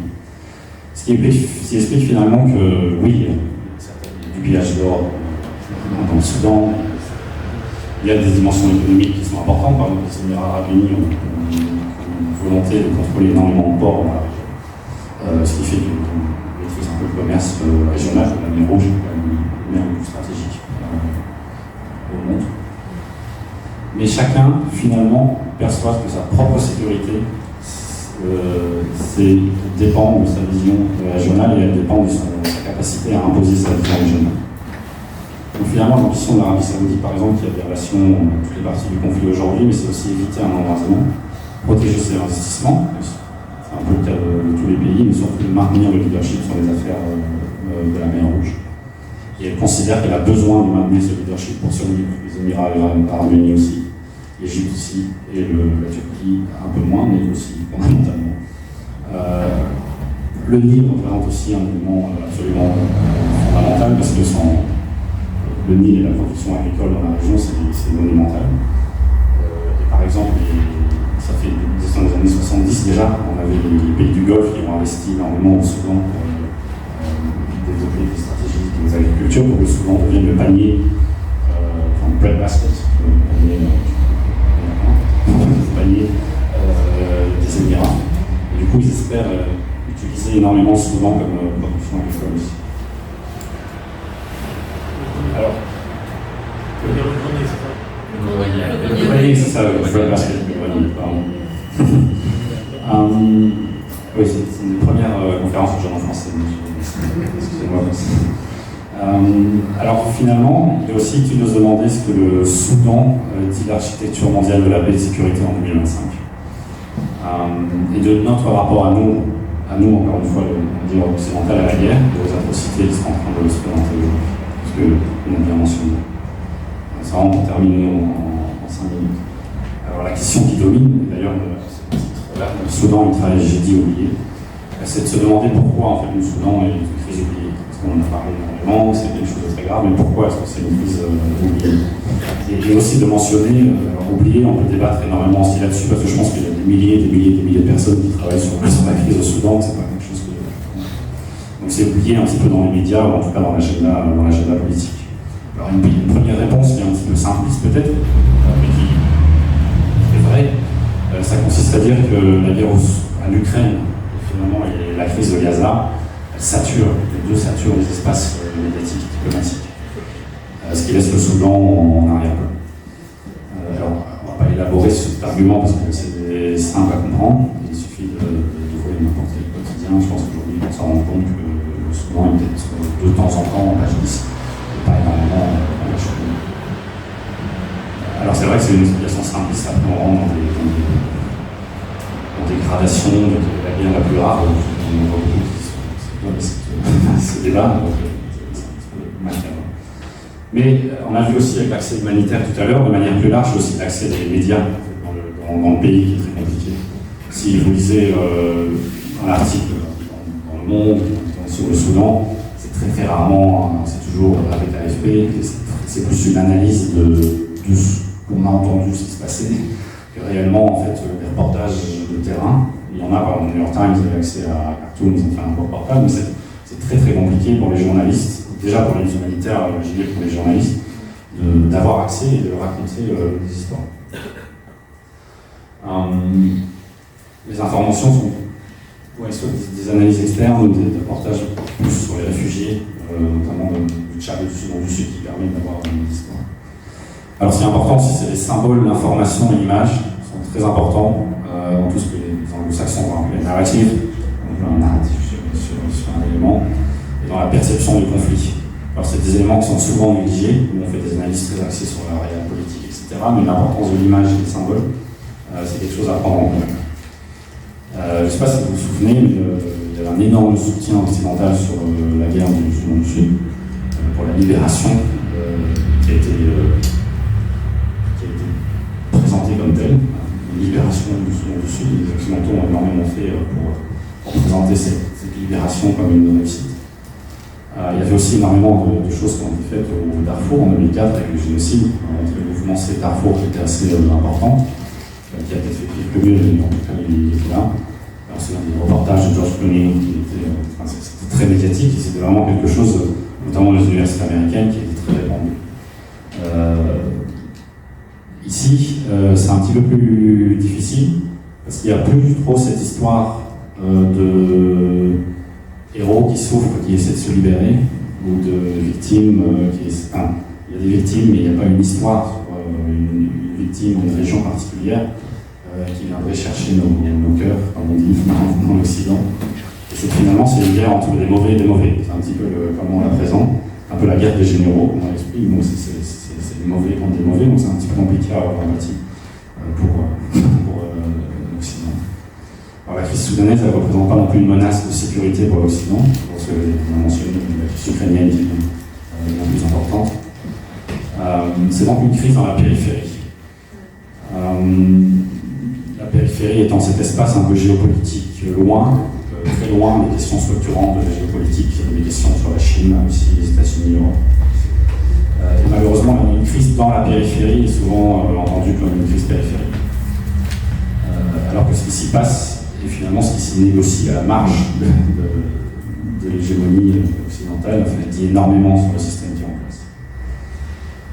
Alors il y a aussi une approche un peu plus postcoloniale sur le pourquoi c'est une crise oubliée, des études postcoloniales notamment, qui vont situer le Soudan dans la question plus large du traitement de l'Afrique par les médias occidentaux. Alors c'est un livre de Gérard Prunier, donc un historien, commentateur. Donc, ça s'appelle Les cadavres noirs, dans lequel il écrit notamment: si vous êtes mort, écrit-il, vous n'avez intérêt à être blanc. Parce que si vous êtes noir, vous risquez d'avoir disparu avant qu'on vous remarque et avant qu'on vous compte. Ça, c'est une approche coloniale sur la crise. Donc finalement, en fait, la crise au Soudan, elle ne serait de ce point de vue-là que le reflet de ce que l'Afrique lui offrirait de pire. Un continent en conflit permanent avec l'appât du bien et la soif de pouvoir continuer depuis les indépendances qui préviennent tout mouvement démocratique mais qui créent une certaine fatigue de l'analyse de la part des médias.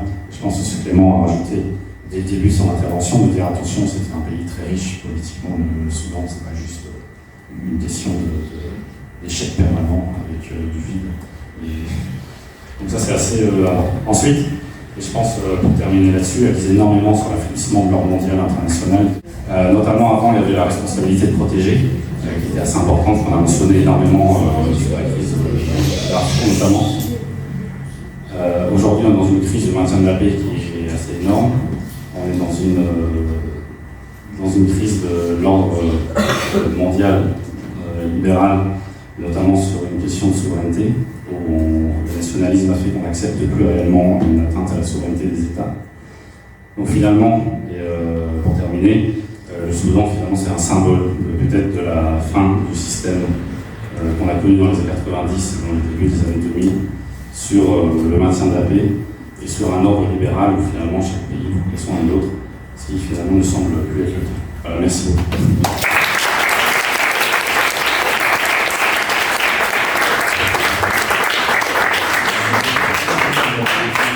Merci beaucoup. Il ne reste plus beaucoup de temps pour les questions. J'en aurai quelques-unes, mais s'il y en a dans la salle, on va les prendre. Allez-y. Sur les médias, les seuls médias qui contactent les chercheurs, en tout cas, ce sont les médias du service public. Moi, je suis passé régulièrement sur France Culture, sur France Inter, sur RFI. J'ai été invité, mais j'y suis pas allé systématiquement par France 24. Et donc, les médias du service public sont les seuls aujourd'hui, avec les journaux papier, comme Le Monde, Le Figaro et Libération, qui assurent une couverture média sur le Soudan. Elle est beaucoup trop limitée, elle devrait être beaucoup plus importante. Néanmoins, ce sont les seuls. J'ai reçu aucune invitation d'un groupe privé aujourd'hui pour venir parler du Soudan. Donc, voilà, je ne dis pas que le service public est incroyable et devrait peut-être faire plus, néanmoins ce sont les seuls qui font l'effort aujourd'hui. La question du génocide, je pense qu'il faut un petit peu la déminer là, parce que, par exemple, pendant le génocide, de ce qui a été documenté par la CPI, avec des condamnations, des poursuites, en 2004 et jusqu'à 2006, ce sont des actes de crimes de guerre, etc., qui ont été commis contre les communautés Four et Zarawa. Les Massalites étaient relativement peu ciblés à cette période-là. Donc il faut faire attention à ce qu'on compare. Aujourd'hui, les Four, en tant que communauté, ne sont pas peu ciblés. Alors ça ne veut pas dire qu'il n'y a pas des massacres, des abus, hein, ne me faites pas dire ce que je n'ai pas dit, mais il n'y a pas de volonté de nettoyage ethnique. Ce qui s'est passé à Djenena, c'est en effet un nettoyage ethnique d'une communauté. Il y a une enquête de la CPI qui est en cours, et j'invite jusque-là, parce que la CPI sur le Darfour a fait plutôt un bon boulot sur la guerre de 2004-2006, d'attendre les conclusions de l'enquête lancée par cette entité. Par ailleurs, j'ai évité, à bon escient je pense, même si peut-être que ça ne rajoute pas de clarté, de ne pas utiliser nécessairement noir africain et arabe. Ce sont des tribus qui se réclament d'une forme d'arabité, mais il faut faire attention, aujourd'hui avec les RSF, vous avez des Arawa qui combattent aux côtés des RSF contre d'autres Arawa et El-Facher. Les lignes de brouillage ethnique et d'appartenance sont extrêmement complexes, et contrairement à ce qui se passait en 2004 ou 2006 où il y avait vraiment une volonté de nettoyage ethnique, ce n'est pas le cas aujourd'hui. Les RSF ont bâti des alliances avec certains groupes du Darfour qui sont considérés comme des groupes non arabes. Sachant que qui est arabe, qui n'est pas arabe, c'est extrêmement complexe parce qu'il y a eu beaucoup de mariages intergroupes depuis une centaine d'années, même depuis bien avant, des mariages politiques, des alliances matrimoniales, économiques, etc. Et donc savoir qui est arabe et pas arabe, c'est pas aussi simple que ça. C'est pour ça que j'ai bien dit qu'il y avait une manipulation politique des identités, que ce sont des entrepreneurs politiques qui vont manipuler les appartenances pour mobiliser des groupes contre d'autres. Mais il faut faire attention à ça. Aujourd'hui, on n'est pas dans un cas de génocide comme il y a eu en 2004 ou 2006. Il y a des massacres, il y a des nettoyages de population à certains endroits, des ciblages de population à certains endroits, mais il n'y a pas de politique systématique encore. La seule question, c'est Djemena et les Massalites. Là où il y a une vraie question. Tribu noire non arabe. Donc il fait partie des noirs. Excusez-moi, noir ça ne veut rien dire. Au Soudan, tous les gens sont noirs. Et tous les gens disent qu'ils sont noirs. Tribus africaines non arabes. Les Massalites. Sont non arabes. D'accord, donc c'est cela que c'est la continuation. Il faut aussi faire attention parce que le discours des belligérants est d'essentialiser les identités, de dire ces gens-là sont arabes, ces gens-là sont noirs, etc. En reprenant ces discours-là, on donne de la potentialité à ces discours d'advenir et aux discours de haine d'advenir. Et c'est pour ça qu'il faut faire attention avec l'utilisation des terminologies arabes et noires. Ils n'ont pas besoin de nous, mais néanmoins, c'est sur les discours qu'il faut faire attention. Pour la religion, c'est plus clair.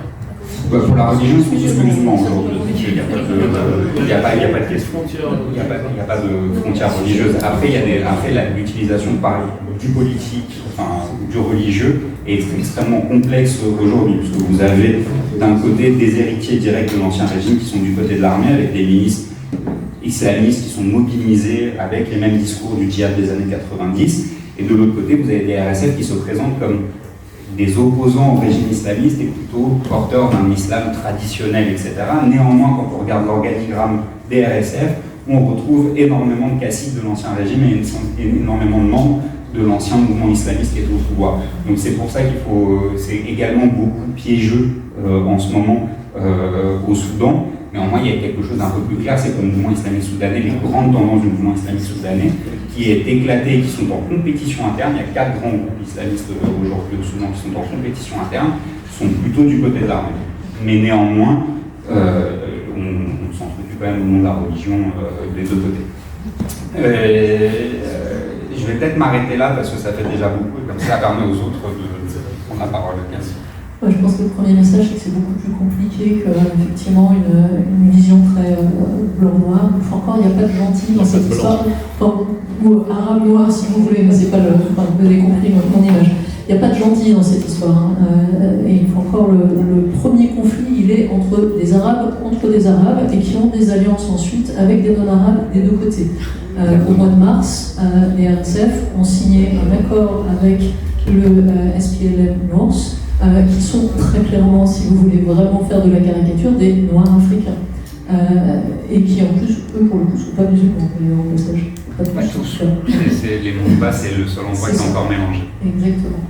Qui sont donc dans le Kordofan, dans le sud du pays, à la limite avec le Sud-Soudan. Donc c'est beaucoup plus compliqué qu'il n'y paraît, et derrière vous avez énormément d'intérêt plus de pouvoir, de lutte de pouvoir et de lutte économique.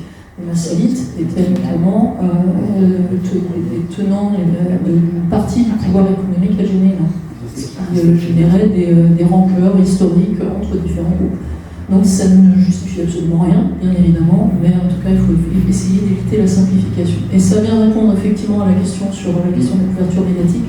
Alors oui, même principe. Moi, j'ai été régulièrement sollicité. Je crois qu'il y a eu une journée sur l'anniversaire des 2 ans de la guerre où j'ai dû passer 25 fois sur Radio France après être passé sur France Inter. Je viens de répondre ce matin à une interview de Reuters. On est extrêmement sollicité, nous, comme notre coordination est basée à N'Djamena pour avoir accès au Darfour. J'ai des journalistes qui viennent me voir très régulièrement à N'Djamena pour essayer d'avoir un accès au Darfour. Aucun d'entre eux n'y arrive. Les seuls à y être rentrés, c'était effectivement le New York Times l'année dernière, et ils y sont rentrés dans des conditions qui ont été extrêmement compliquées, et ils sont sortis surtout après être passés par la case prison. Donc vous n'avez pas de journalistes présents au Darfour aujourd'hui. Les seuls journalistes que vous verrez sur le terrain, ils sont effectivement à l'Est. Il y a des séries de reportages tout à fait pertinentes et intéressantes qui ont été faites ces derniers temps, notamment sur les situations de Khartoum, et avec une vraie couverture média de ce côté-là. L'accès, donc, est une des raisons pour lesquelles vous n'avez pas le même niveau de visibilité médiatique. On a eu plus de sollicitations médiatiques ces derniers temps parce que c'était l'anniversaire des 2 ans de la guerre. Très clairement, quand on n'est pas en période anniversaire, on a moins de sollicitations médiatiques. Et une fois encore, je pense que les éléments d'explication, ils ont été donnés. C'est une chose qui est compliquée, donc c'est des choses qui sont plus simples à présenter. C'était plus simple quand c'était la guerre du Darfour, la première, où il y avait effectivement un peu plus d'émissions. On disait aussi que c'était compliqué. Le Darfour. On nous a dit, c'est très compliqué. C'est compliqué pour d'autres raisons, mais en tout cas, il y avait un narratif qui était effectivement plus simple à porter pour le média. Il y a d'autres intérêts ailleurs dans le monde, d'autres conflits qui prennent le devant de l'affiche, c'est certain aussi, même si ça n'était pas nécessairement le cas au début de la guerre. Il y a moins d'enjeux géostratégiques sur cette zone-là que ce que vous avez au Moyen-Orient ou en Ukraine, bien évidemment. Toutes les raisons, elles ont déjà été données. On aimerait bien que ce soit plus médiatisé. De facto, les médias fonctionnent aussi sur la base de ce qui attire l'attention de la population. Qu'est-ce qu'on voudrait demander si on avait plus de visibilité dans les médias? Alors, je ne suis pas tout à fait d'accord avec vous sur le fait que ce n'est pas une crise de financement, c'est une crise d'accès. Oui, c'est une crise d'accès. Il y a une difficulté d'accès aux populations, c'est une réalité. Mais de facto, l'argent aide beaucoup pour accéder. Je vous donne juste un exemple très... C'est pas qu'on achète des gens, c'est pas ça le sujet. C'est juste que ça coûte cher d'accéder dans des zones compliquées. Je vous donne juste un exemple. On a un commerce qui est tout à fait florissant entre le Tchad et le Darfour aujourd'hui. Donc je peux tout à fait aller voir un marchand sur le marché de Tawila et lui dire j'ai besoin d'avoir 10 000 pièces de bâches, de tarpaulines qui vont servir à faire un kit pour des abris pour les gens qui sont arrivés à Tawila et qui n'ont que leur petite hutte en paille, et j'ai besoin d'avoir ça le plus rapidement possible. Il va me dire il n'y a pas de problème, je vous trouve ça, je l'achète au Tchad, ça va venir. Par contre, le simple trajet, même pas depuis N'Djamena, mais depuis Adré à la frontière, le trajet Adré-Tawila, c'est 10 000 $ par camion. Un camion, ça coûte 10 000 $. Ça coûte 10 000 $ parce que c'est long. Le camion, il met du temps. Nous, on fait le trajet en 2 jours et demi. Le camion, il met une semaine et demie, s'il ne reste pas planté au fin fond du Djebel Mara. Ça coûte cher parce qu'effectivement, ils payent des accès. Il y a du péage, on va dire. Ça coûte cher parce qu'il faut s'assurer qu'ils ont un retour sur investissement si jamais leur camion il est planté. Nous, on a un camion qui a été braqué dans une ville du Nord Darfour qui s'appelle Némit. Le gars est resté coincé dans cette ville pendant 4 mois avec son camion. On a essayé de le faire sortir par tous les moyens. Au bout de 4 mois, au moment où on avait réussi à obtenir les autorisations, et le camion était braqué, tout a été volé, tout ce qui était à l'intérieur était volé. Donc ils prennent des assurances aussi, pour le sens où nous on entend, mais en tout cas en ayant un retour sur investissement suffisant sur chacun d'entre eux. Donc l'argent est aussi important, et le fait que les financements vont se réduire va ajouter une complexité supplémentaire à l'accès dans les années, enfin les mois à venir, très certainement. Merci. Oui, là-dessus, juste pour finir, je pense que l'année passée, il y avait une étude du programme alimentaire mondial au Soudan du Sud, pour le coup, pas au Soudan. Vous avez compté que l'envoi d'un camion, finalement, ça coûte cher. Et il y avait 3/4 qui étaient destinés à payer sur le trajet les différentes personnes pour être sûr qu'il arrive jusqu'au bout. Donc c'est vrai, après évidemment ça amène des critiques sur est-ce que l'humanitaire finalement fait que la guerre continue, étant donné que l'argent qui se verse sur tous les points. Et c'est un débat incessant, il y a une cinquantaine de livres sur lesquels on va pas revenir ici. Sur le France TV, etc. Alors c'est vrai que moi j'ai une perspective différente parce que je ne suis pas en France, en Angleterre. Je pense qu'en Angleterre c'est beaucoup plus couvert de par l'histoire coloniale aussi. Je pense qu'il reste ces liens, en fait, d'intérêt de la population pour des zones géographiques qui sont liées à cet élément Je pense que ce qui reste énormément en Angleterre aussi, c'est que c'est un pays de diaspora soudanaise qui est assez énorme. C'est vrai que la diaspora, on n'est pas assez parlé, on pas assez présente à Paris, parce que pour eux, forcément, ne parlent pas français, c'est difficile de venir à Paris. Et donc il y a une mobilisation qui est assez forte de la diaspora soudanaise en Angleterre qui fait que ça vit très fort quand même. Donc ça c'est quand même un élément assez important à prendre en considération. Donc on peut considérer qu'on parle du Soudan dans des proportions justes en Angleterre. Il y a tout Soudan. Ouais, juste. Oui ou non? Est-ce qu'on en parle autant que de l'Ukraine et de Gaza? Non, parce que c'est des éléments qui sont beaucoup plus structurants pour les Anglais dans leur politique étrangère, mais c'est plus sur le devant de la scène, on va dire. Il y a beaucoup plus de conférences, par exemple, on en parlait, je suis invité beaucoup plus à des conférences sur Londres, qui sont aussi d'ailleurs organisées par les diasporas. Donc ça fait ça crée du mouvement et ça crée. Il y a aussi énormément d'académiques britanniques, d'académiques soudanais qui sont dans les universités anglaises, qui fait que là ça bouge aussi sur les campus et il y a des choses qui sont organisées. Voilà, merci. Merci beaucoup.